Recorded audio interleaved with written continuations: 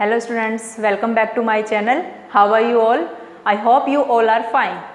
As you all know that we are on the topic evidences of evolution. हम अदालत में सबूत पेश कर रहे थे जिसमें एक सबूत हम दे चुके थे, एक एविडेंस हमने पेश कर लिया था. वो एविडेंस कौन सा था? Palaeontological evidences. Now second evidence which we are going to discuss, that is morphological and anatomical evidences. Means some evidences are collected to prove the thing कि evolution हुआ था, सच में अर्ली मैन था और अब जो है मॉडर्न मैन बन गया है, या हॉर्स में evolution है, किसी भी स्पीशीज में evolution हुआ है. उन सब के एविडेंसेस हम अदालत में पेश कर रहे हैं, जिसमें फर्स्ट हो चुका है. Today we are going to discuss morphological and anatomical evidences in which homologous organs, analogous organs और वेस्टिजियल ऑर्गन्स की हम बात करेंगे. However in NCERT homologous and analogous organ only 2 are given and that vestigial organs are not given, but वो भी कर लेंगे, बहुत इंटरेस्टिंग है, तुम्हें मजा आएगा. So first is homologous organs. क्या होते हैं होमोलोगस ऑर्गन? सी सपोज ये कोई मैमल है, ठीक है, ये एंसेस्टर है, मीन्स कोई. अब बहुत सारे मैमल्स की पॉपुलेशन हो जाती है, टेरेस्ट्रियल हो गए मैमल सब. जब इवोल्यूशन हुआ तो सपोज मैमल जो थे वो सब टेरेस्ट्रियल थे और सब लैंड पर रह रहे हैं, तो पॉपुलेशन ज़्यादा हो गई, रिसोर्सेज कम पड़ गए, चाहे वो न्यूट्रिशन है चाहे वो स्पेस है, कुछ भी है. तो रिसोर्सेज कम पड़ने लगे तो मैमल्स ने वहाँ से जो है माइग्रेशन शुरू कर दिया. कुछ वापस से वाटर में चले गए, कुछ एयर में चले गए, कुछ लैंड पर ही रह गए. इससे क्या हुआ? रिसोर्सेज उनको प्रॉपरली अवेलेबल मिलने लगे. अब वो जब एक जगह से दूसरी जगह जा रहे हैं, तो जिस जगह वो जा रहे हैं, चाहे वो एयर में जा रहे हैं, चाहे वो वाटर में जा रहे हैं, चाहे वो लैंड पर रह रहे हैं, तो उसके अकॉर्डिंग उनके पास क्या होने चाहिए? उनके पास स्ट्रक्चर होने चाहिए उसके अकॉर्डिंग. सी मैमल हैं, इससे कुछ मैमल चले गए वाटर में, ठीक है, ये वाटर है, वाटर में कुछ मैमल चले गए और वहाँ पर तुम देख सकते हो ये जो मैं बना रही हूँ, दिस इज़ वेल. कोशिश किया वेल बनाने की, मान लो कि ये वेल है, ठीक है, दिस इज़ वेल, ठीक है. फिर कुछ मैमल चले गए एयर में, लाइक एयर में कौन गया? बैट. कुछ मैमल रह गए लैंड पर ही, suppose horse is there, okay. तो इससे क्या हुआ? रिसोर्सेज इनको प्रॉपरली अवेलेबल हो गए. और जब इन्हें वाटर में जाना पड़ेगा, एयर में जा रहे होंगे या लैंड पर रह रहे होंगे, तो इनके पास उस तरह के स्ट्रक्चर भी होने चाहिए जिस तरह के एनवायरनमेंट में वो रह रहे होंगे उसके अकॉर्डिंग उनको चाहिए. वाटर में उनको स्विम करना है, व्हेल को तैरना है, तो उसके अकॉर्डिंग उसके पास फिन्स हैं, फ्लिपर्स हैं. इधर बैट को एयर में जो है फ्लाई करना है, तो प्रॉपरली इसके पास विंग्स होने चाहिए. तो इनके पास पहले नहीं थे. क्या हमारे पास हैं विंग्स? क्या हमारे पास फ्लिपर्स हैं स्विम करने के लिए? तो वो जिस तरह के एनवायरनमेंट में वो गए उसके अकॉर्डिंगली उन्होंने अपने स्ट्रक्चर डेवलप कर लिए और नेचर ने उनको अकॉर्डिंगली सिलेक्ट कर लिया. तो ये जिस तरह के एनवायरनमेंट में रहने लगे, नेचर ने उनको उसी अकॉर्डिंगली सिलेक्ट कर लिया. So this type of evolution is known as divergent evolution. It is known as divergent evolution. What is divergent evolution? Means different structures are developed. Let me write. Different structure are developed due to different needs. Due to different needs. Or you can say that many species are formed, many species are formed from one species. कोई एक ancestor था, एक species थी, उससे बहुत सारे बन गए. इधर व्हेल बन गई, बैट बन गया, उधर हॉर्स, ठीक है. कहने का मतलब है कि एक स्पीशीज, एक मैमल से डिफरेंट टाइप ऑफ मैमल्स बन गए. इस तरह के इवोल्यूशन को हम डाइवर्जेंट इवोल्यूशन. डाइवर्जेंट मीन्स वो फैल रहा है, किसी एक कॉमन ओरिजिन से ऐसे फैल रहा है, ठीक है. तो ये तो हुई इसकी एक कॉमन इंट्रोडक्शन सा, ठीक है. उसके बाद हम बात करेंगे कुछ एग्जाम्पल्स को लेके कि जो होमोलोगस स्ट्रक्चर होते हैं उसके कौन कौन से एग्जाम्पल हैं और होमोलोगस स्ट्रक्चर हैं जो, या होमोलोगस ऑर्गन्स हैं जो, उनकी डेफिनेशंस क्या हैं. तो homologous organs are those organs or those structures which are developed from common ancestor, जिनका एंसेस्टर कॉमन रहा होगा, किसी कॉमन एंसेस्टर से ये स्ट्रक्चर आए हैं या कॉमन ओरिजिन रहा है, ठीक है, but might have different functions, might have different functions. Origin same है, कॉमन ओरिजिन से डेवलप हुए हैं, कॉमन उनका इंटरनल स्ट्रक्चर है, बेसिक स्ट्रक्चर कॉमन है, बट फंक्शन डिफरेंट है। सेम भी हो सकता है एक दो का, ठीक है। तो अब हम बात करेंगे एग्जाम्पल्स की। देखो एग्जाम से पहले एक चीज समझाती हूँ मैं तुम्हें। ये मैं बना रही हूं एक विंग, ठीक है, ये इस तरह से यहाँ पर बोन्स भी हैं। This is bat wing, bat का विंग है, ठीक है। ये जो तुम्हें दिख रही है, ये वाली जो ये हाँ जैसे हमारी फिंगर्स हैं ऐसे डिजिट लग रही है, तो ये फैलेंजेस होती है। तुमने स्केलेटन सिस्टम में पढ़ा होगा कि जो हमारे फिंगर्स होते हैं इनमें जो बोन्स होते हैं उनको फ्लेलेंजेस बोला जाता है। तो बैट का जो विंग डेवलप हुआ है ये 4 लिम्स से डेवलप हुआ है। जो आगे वाले पैर थे बैट के वो तो विंग बना लिए गए और हिंड लिम्स उनके पैर रह गए, ठीक है, अकॉर्डिंगली, क्योंकि इसको हवा में उड़ना था तो विंग तो चाहिए ना, ठीक है। तो ये तो डिजिट्स हो गई, फैलेंजेस हो गए। बीच में जो ये तुम्हें दिखाई दे रहे हैं ये स्किन की फोल्ड है, स्किन की एक्सटेंशंस हैं। दिस इज बैट विंग, ठीक है। Similarly, if I talk about what? Fin of whale और डॉल्फिन। व्हेल का या डॉल्फिन के फिन की बात करूं मैं, तो इसके पास भी जो ये इस तरह का फिन का स्ट्रक्चर है, ये क्या है, ये फैलेंजेस हैं जो ऐसे डेवलप हो गई और यहाँ पर बेसिक और बोन्स है। मीन्स कहने का मतलब ये है कि जो भी ये मैमल्स हैं, सभी मैमल्स में बेसिक और इंटरनल स्ट्रक्चर, जो हमारी 4 लिम्ब हमारा हैंड है, इसका इंटरनल जो स्ट्रक्चर है, बेसिक जो ओरिजिन है वो सेम है, सिमिलर है, बट फंक्शन डिफरेंट है। यू कैन सी कि जो ये 4 लिम्ब फ्लिपर में चेंज हुआ, फिन में चेंज हुआ है व्हेल के, इसका काम है स्विमिंग में हेल्प करना। बैट का विंग जो 4 लिम्ब से ही बना है, इसका फंक्शन है क्या करना, फ्लाइट में काम करना, फ्लाई करना, ठीक है। और हमारे 4 लिम्ब का क्या काम है, हमारे 4 लिम्ब का तो बहुत कम है, राइटिंग करना और पिटाई करना किसी की, खाना खाना, रस्सी कूदना, में a lot of work are 4 limb do. Function different है बट बेसिक स्ट्रक्चर क्या है, सेम है, ठीक है। अच्छा तुम्हें पता होगा, अब मैं तुम्हें एग्जांपल देती हूँ, उसमें तुम्हें एक्सप्लेन करती हूँ मैं कि ये क्या चीज़ है। You can take screenshot of this definition. Now will do example of homologous organs, कि जो होमोलोगस स्ट्रक्चर है, होमोलोगस ऑर्गन्स हैं, उनके क्या क्या एग्जाम्पल हैं। एग्जाम्पल्स, फर्स्ट एग्जाम्पल यही है, 4 limbs of mammals, 4 limbs of mammals। और टेट्रापोडा भी लिख सकते हैं हम, है ना। टेट्रापोडा में जो जो आते हैं ना, एम्फीबिया है, रेप्टिलिया है, एविस बर्ड्स हैं, मैमल्स है, वो टेट्रापोडा में आते हैं। और टेट्रापोडा में जो 4 लिम्स हैं वो उनका basic structure, common structure same है। अगर हम अपने ह्यूमन के 4 लिम्ब की बात करें तो ह्यूमन के 4 लिम्ब में कौन कौन से बोन्स होते हैं। देखो सबसे पहले हमारी जो 4 आर्म्स है, ठीक है, एल्बो तक, यहाँ पर एक बोन होती है जिसका नाम क्या है, humerus, that is humerus, it is 1 in number. उसके बाद जो अगर हम यहाँ की बात करें, एल्बो से लेकर रिस्ट तक की बात करें, तो यहाँ 2 बोन हैं, 2 bones are there, that are radius and ulna, this are 2 in number.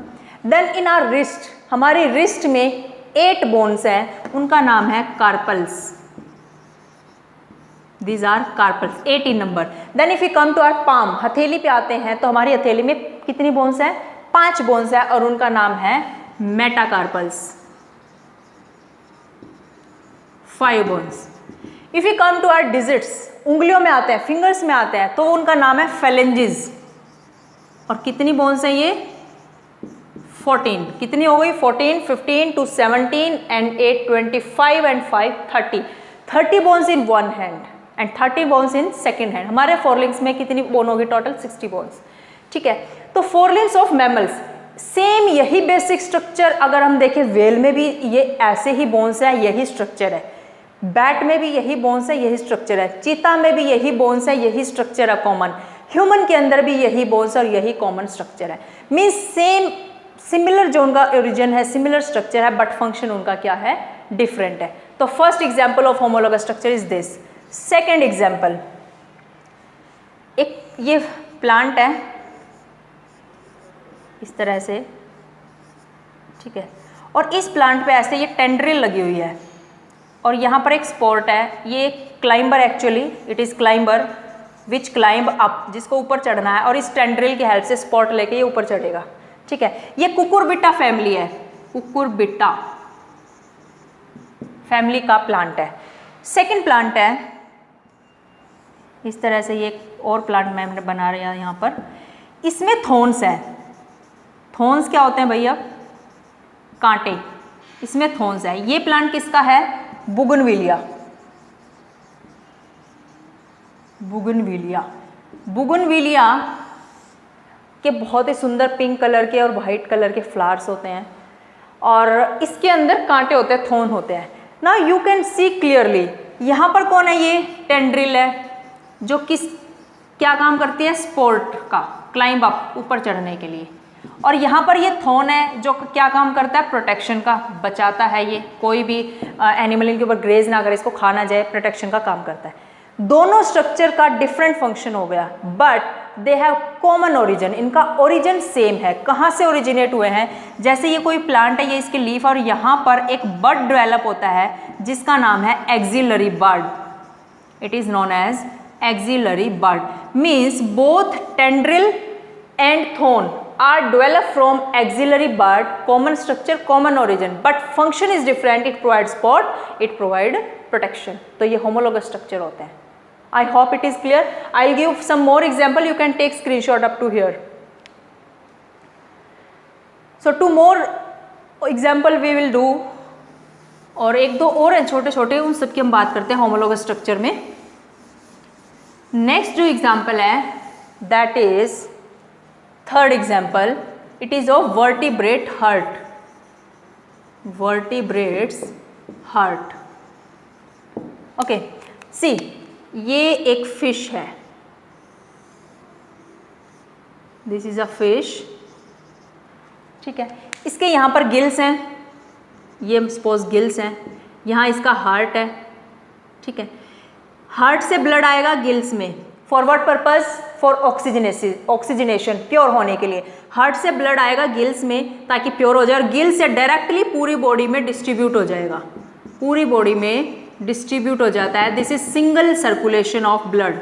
It is known as single circulation of blood, की वन टाइम हार्ट से सर्कुलेट हो रहा है ब्लड, हार्ट से गिल्स में गया ऑक्सीजनेशन के लिए, गिल्स ने ही सारा काम कर दिया। जाना चाहिए था हार्ट के पास, हार्ट पंप है ना, वो डिस्ट्रीब्यूट करेगा, बट गिल्स ही कर देते हैं उसका काम, ठीक है। तो यहाँ पर फंक्शन डिफरेंट हो गया। लेकिन अगर हम ह्यूमन की बात करें तो जो ह्यूमन का हार्ट होता है, it is of 4 chamber, 4 chamber होते हैं। Auricle 1, atrium 1, atrium 2, ventricle 1, ventricle 2। इसमें क्या होता है, इम्प्योर ब्लड आता है यहाँ पर, वेंट्रिकल में जाता है, प्योर होने के लिए फिर ये लंग्स में जाता है, लंग्स से प्योर होके एट्रियम 2 में आता है, यहाँ से वेंट्रिकल 2 में जाएगा और फिर एरोटा के थ्रू पूरी बॉडी में डिस्ट्रीब्यूट हो जाएगा। मीन्स ब्लड एक बार यहाँ से आया इम्प्योर, यहाँ से आया प्योर, 2 टाइम सर्कुलेशन हुआ, तो ऐसे सर्कुलेशन को बोलते हैं double circulation. This is known as double circulation. मुझे तुम्हें ये नहीं समझाना डबल सर्कुलेशन क्या है, कैसे हुआ, कैसा, ये नहीं समझना। में हमने फोकस किस बात पे करना है कि फंक्शन डिफरेंट हो गया, but heart is develop from same type of tissue, common origin है, कॉमन बेसिक स्ट्रक्चर है, ठीक है। ये भी होमोलोगस ऑर्गन का पार्ट है, उसका एग्जाम्पल है कौन, vertebrate heart. Similar example of vertebrate brain, vertebrate brain. अब देखो, एक तो फिश का ब्रेन है, उसने क्या सोचना है फिश ने, बस ओ मुझे खाना मिल जाए, मैं खाना खा लूँ और मुझे बचना है, कोई मुझे अटैक ना करे, मुझे अपनी जान बचाने। ये 2 ही काम है फिश के पास, और तो कुछ सोचना नहीं है उसे। ये नहीं सोचना कब मुझे वीडियो अपलोड करनी है, कब मुझे यूट्यूब पे चैनल बनाना है, कब मुझे बच्चों को पढ़ाना है, कब मुझे बिजनेस करना है। फिश को ये सब नहीं सोचना। तो तो उसको एक छोटी सी थिंकिंग है, उसकी मेंटल लेवल थोड़ा सा है कि उसको खाना मिल जाए और उसको प्रोटेक्शन मिल जाए, कोई उसे मारे ना। ये दो काम है फिश के पास या लोअर ऑर्गेनिजम्स के पास। तो उसका ब्रेन और हमारा brain, we can think high order of thinking. हम हॉट्स हाई ऑर्डर थिंकिंग जो क्वेश्चंस होते हैं उनको भी सोल्व कर पाते हैं। हमारा मेंटल लेवल हाई है, हमें पता नहीं क्या क्या करना है, दिन में हज़ारों काम करने हैं। तो वो जो हमारी थिंकिंग है वो हाई लेवल की थिंकिंग है। मीन्स ब्रेन ने डिफरेंट टाइप ऑफ काम किया, different type of function perform किया। क्या फिश वाले ब्रेन ने कुछ और तरह का फंक्शन किया, हमारे ब्रेन ने कुछ और तरह का फंक्शन किया, तो फंक्शन डिफरेंट हो गया। लेकिन वर्टिब्रेट जो ब्रेन है, चाहे फिश का है, एम्फीबिया का है, रेप्टिलिया का है, बर्ड्स का है, मैमल्स का है, all develop from same tissue. यहाँ पे लिखो origin from same tissue but different function. तो हमारा brain high level of thinking कर सकता है, फिश का brain high level of thinking नहीं कर सकता। This is also example of homologous organ और homologous structure. Okay, take screenshot, 2 more example will do. एक प्लांट का एग्जाम्पल एक और करेंगे हम होमोलोगस स्ट्रक्चर में ही। सो 5th एग्जाम्पल है ना, या 5th, phylloclade of Opuntia and stem of any plant, stem of any plant। See, अपंशिया एक कैक्टस जैसा प्लांट है, जीरोफाइट है। तो उसके अंदर जो उसका स्टेम होता है ना, ये फाइलोक्लेड क्या है, ये स्टेम है अपंशिया का।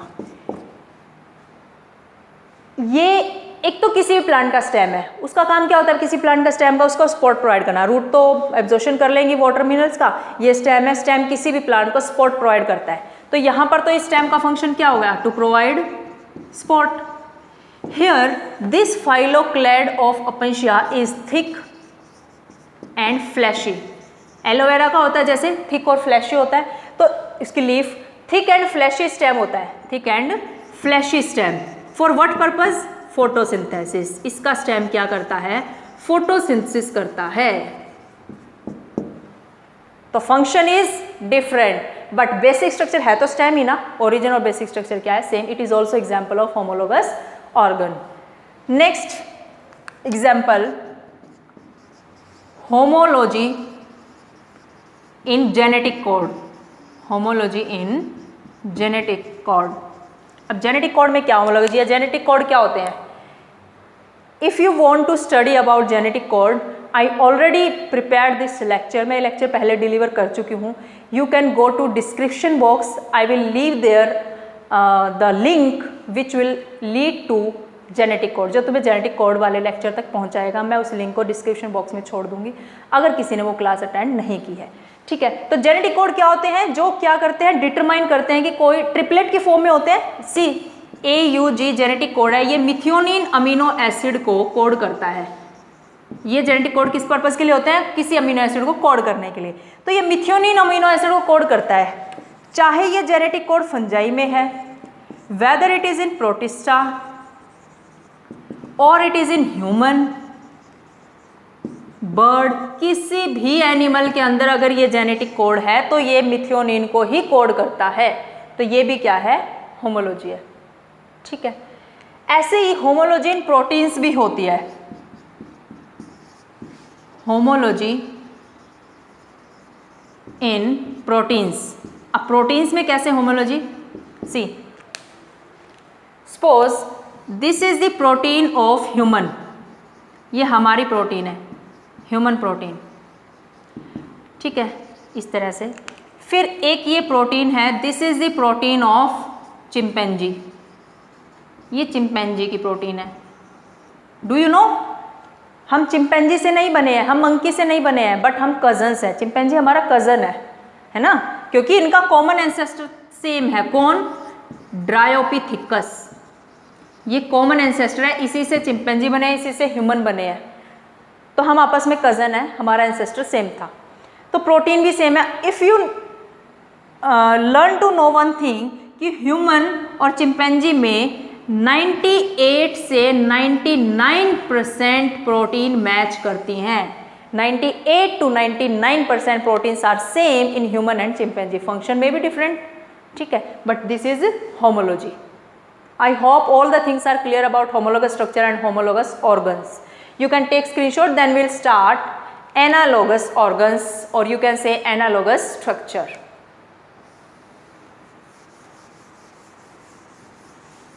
So, अब हम इसके ठीक अपोजिट बात करेंगे एनालोगस ऑर्गन्स के बारे में। These are also evidences.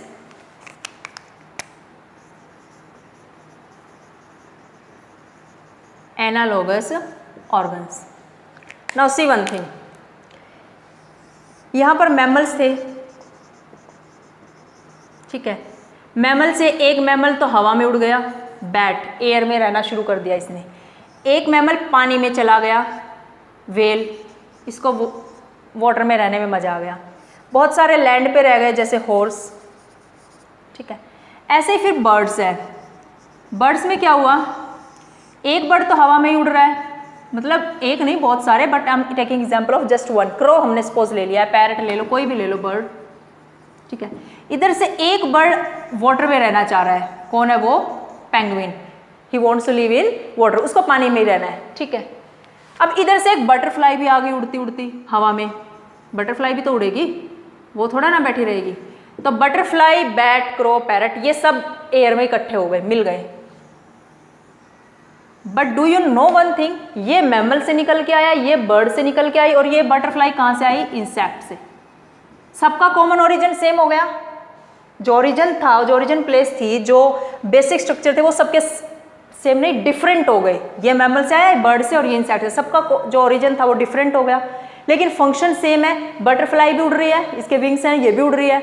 Bat के विंग है, ये भी उसको उड़ाने में हेल्प कर रहे हैं। क्रो और पैरट के विंग्स है, वो भी उड़ाने में हेल्प कर रहे हैं।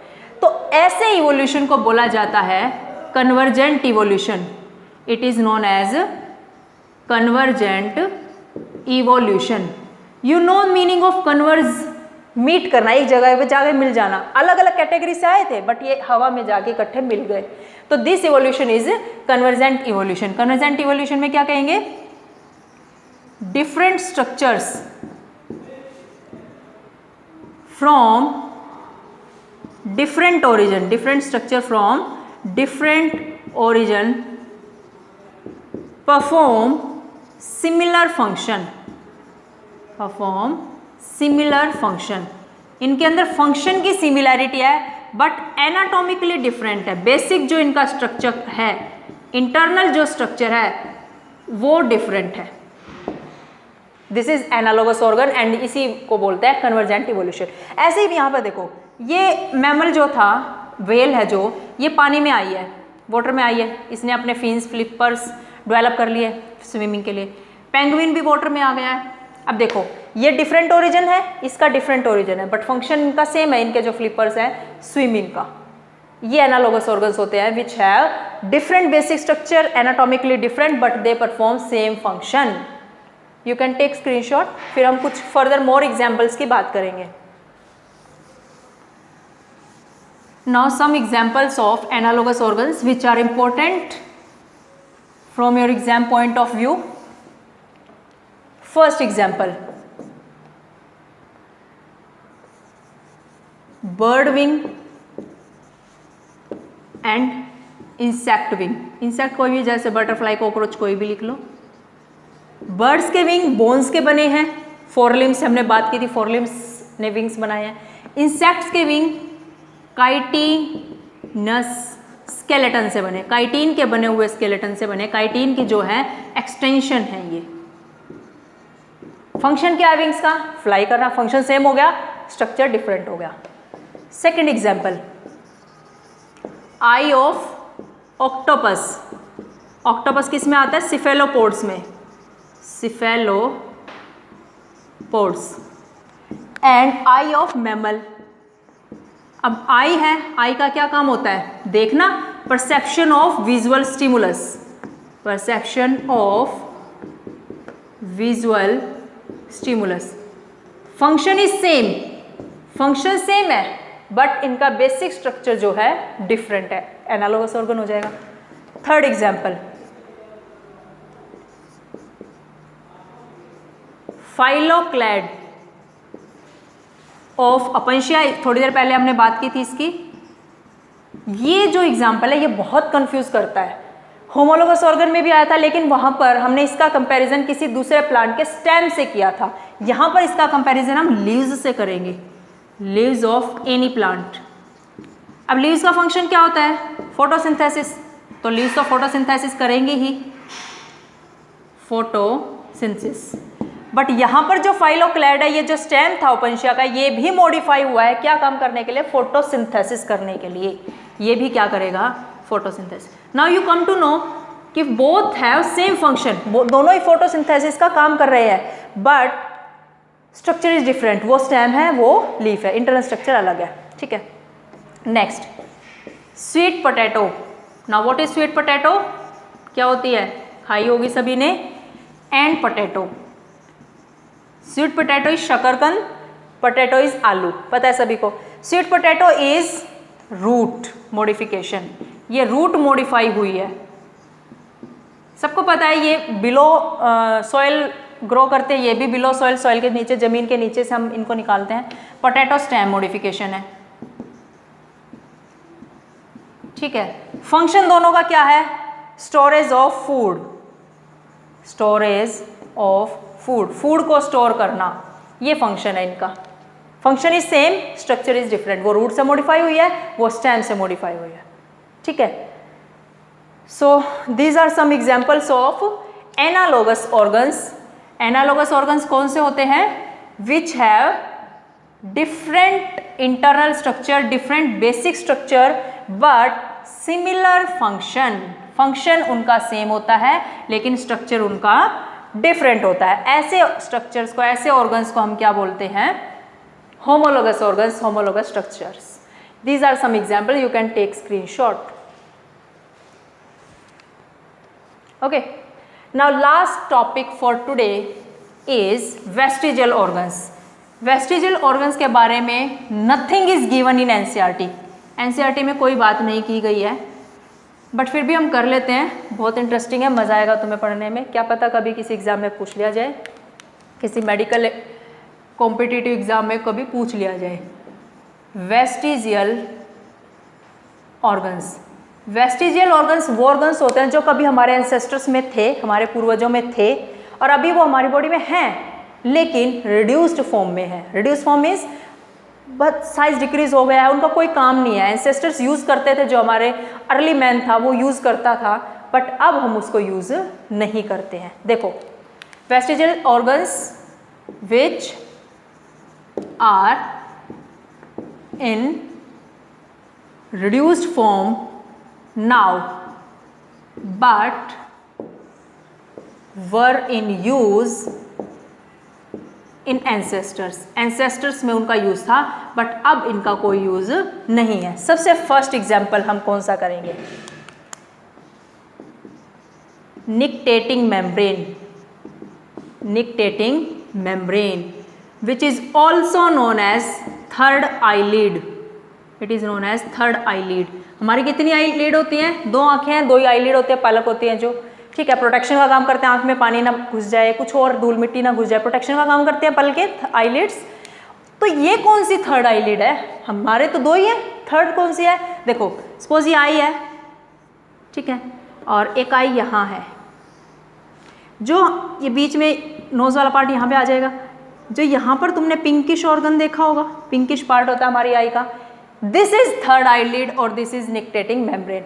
इसका यूज़ है एम्फीबिया वगैरह जो होते हैं, जो वाटर में रहते हैं, उनके पास पलक नहीं होती है, हमारे जैसे आईलिड नहीं होती है, तो पानी वगैरह ना घुस जाए, उससे प्रोटेक्शन करती है ये निक्टेटिंग में। But we have no use of this organ. तो इस ऐसे ऑर्गन को हम वेस्टिजियल ऑर्गन में डाल देते कि कोई यूज़ ही नहीं है।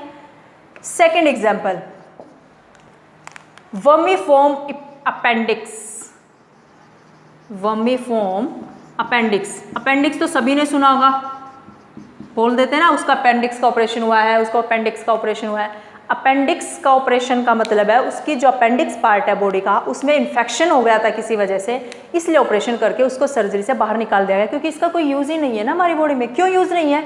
इसका काम था, जब अर्ली मैन होता था खाना पका के नहीं खाता था, कच्चा खाना रॉ फूड यूज़ करता था, तो उसको उस रॉ फूड के अंदर सेलुलोज होता है बहुत सारा, तो उस सेलुलोज को डाइजेस्ट करने के लिए इसका यूज़ था।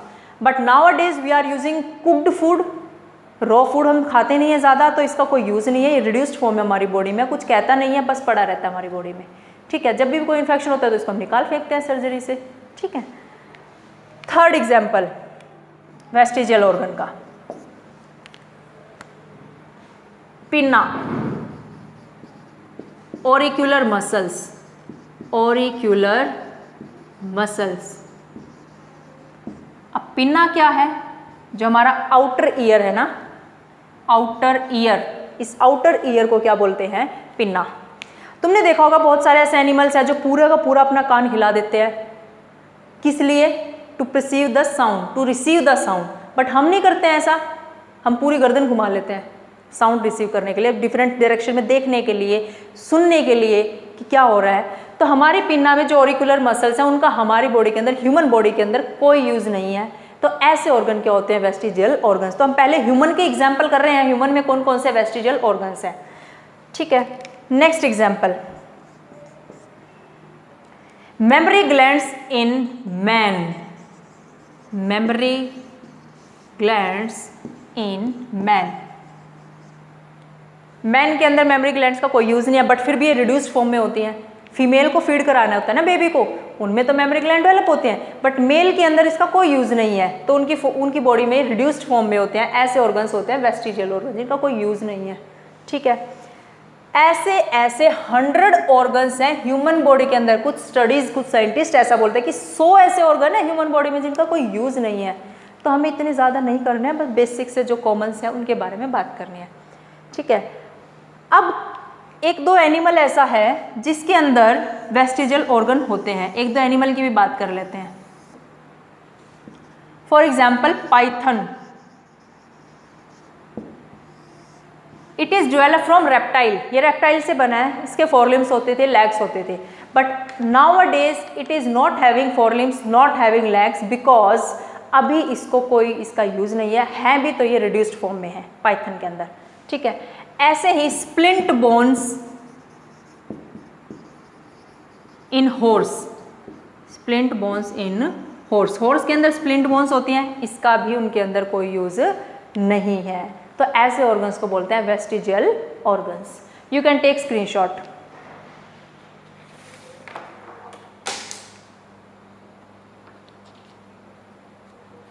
सो वेस्टिजियल ऑर्गन्स में तुम्हें इतना ही करना है। अगर ह्यूमन में करना चाहो तो एक और कर सकते हो, विजडम टिथ, विजडम टिथ, अक्कल दाढ़ बोलते हैं ना इसको।